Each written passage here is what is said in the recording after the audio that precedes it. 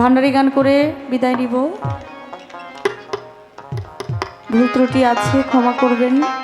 হায়াতে মোলাকাত, বেঁচে থাকলে হবে সাক্ষাৎ। ভালো থাকবেন সবাই, দোয়া করবেন আমাদের জন্য। দয়ালের দরবারে ভক্তি জানাই।